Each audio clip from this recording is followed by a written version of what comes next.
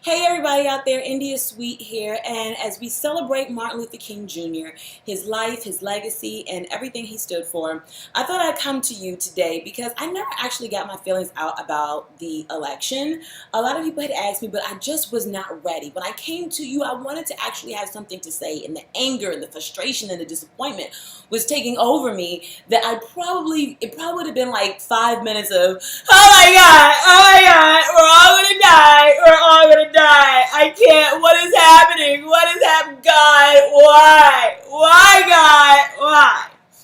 So I thought I would just hold off until I could compose myself and keep myself together while I just briefly just got my feelings off of my chest. And no better time than now, a day of reflection as we say goodbye to our president, as we get ready to put into office and inaugurate a new one. First, let me just say, it's nothing that the Obamas have not heard before, but President Obama, oh my gosh. All I can say is I bought this shirt 8 years ago, okay? And can I just say, during the past 8 years, the best thing that has ever happened is that after 3 kids, I can still fit this shirt. Boom. Anyway, the second, though, this man right here. President Obama, you, Mrs. Obama, Sasha, and Malia, you all have been the epitome of class, dignity, respect, everything that you want your first family to be.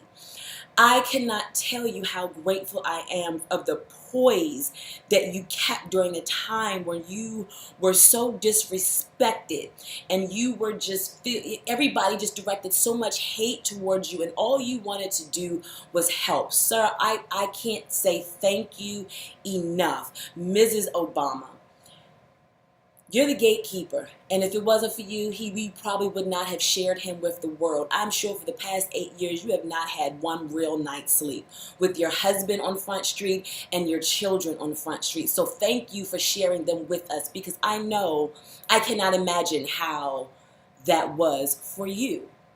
Also, President Obama, thank you for sharing Joe with us. I mean, a lot of people in the House and in the Senate already knew him, but thank you for bringing him to the masses because, he was one of the best parts of this entire 8 years. I'm trying everything not to cry right now because that's like, people that know me, I don't like crying in front of people. Moving on, and I have to address this. Oh, I don't know if you want to call her First Lady Clinton, Senator Clinton, Secretary Clinton, because she has held so many titles. I am so sorry. I am so sorry that we failed you, because this should have been your week. This should have been the week that we were celebrating going into putting our first female president into office. But now we are filling up our doomsday backpacks. And for that, I'm so sorry. And for some people, they think that it was just whatever. You don't understand how much I have loved this woman, how much I love this woman. This is my project from when I was in middle school, okay? Thurgood Marshall Middle School, shout out. Just started a thing on Facebook. Anyway, you had to write about people that you admired. And look, Hillary Rodham Clinton, First Lady of the United States.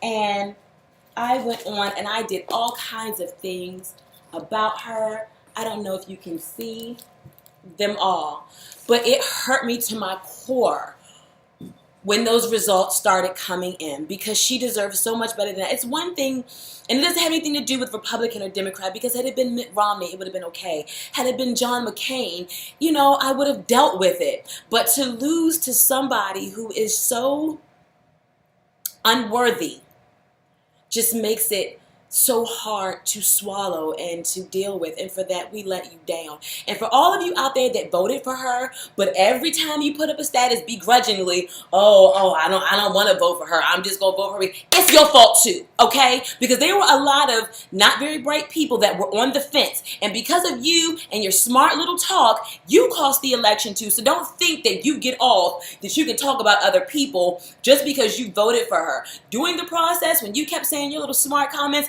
that did not help at all. In fact, it hurt, and I believe it hurt tremendously. So before you start going off and talking about somebody else, you need to take a look in the mirror. Now, moving on, people, we have to live with this reality for the next 4 years, unless, I'm sure in Warren's office and Schumer's office and probably even McConnell's office, they got their interns going through every little law book that they can find to see what is an impeachable offense. And I guarantee you it's not going to take very long to find one. We're living in historic times, people. I'm just telling you. I bet you Paul Ryan is even sitting in his office watching Frank Underwood on Netflix trying to take some tips there. If you don't know what I'm talking about, check out House of Cards and you'll understand very much so. And moving forward, hey, real quick, everybody wants to talk about Steve Harvey and the meeting that he took with Donald Trump. Look, on Martin Luther King Jr. Day, do you think he would not have taken that meeting? Understand something, people. And this is the year of the inevitable. Like, shout out Pastor George. HCM is preaching, okay? And it is inevitable that he is going to be president of these United States. So either we sit on the sideline and give him exactly what he wants, because you know that's what he wants. He's shutting down the media, and he wants to polarize everybody so much that they don't even want to deal with him, and he can do whatever he wants. But I'd rather know what you are doing, what your friends close and your enemies closer.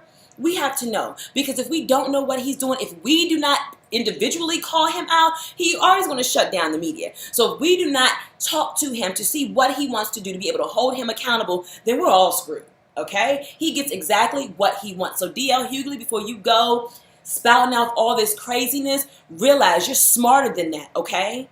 We can't let this man sit up there and do whatever, because we will be the ones that are truly, you know what, by the end of the next 4 years. So don't let him divide us, because that's what they're trying to do. They're going to stick together no matter what. Whether they feel like he is right or wrong, that side is going to stick together. What we cannot let them do is divide us. Like Dr. King said, we must learn to live together as brothers or perish together as fools. And if the fools don't have anybody holding them accountable, we're all going to perish together.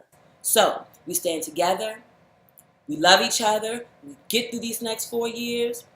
And President Obama, thank you. Thank you for everything that you have done. You have meant to this country. We love you. We appreciate you, Mrs. Obama. Thank you for sharing your family. Sasha and Malia, thank you for always being the epitome of style and grace and of what I want my daughter to grow up to.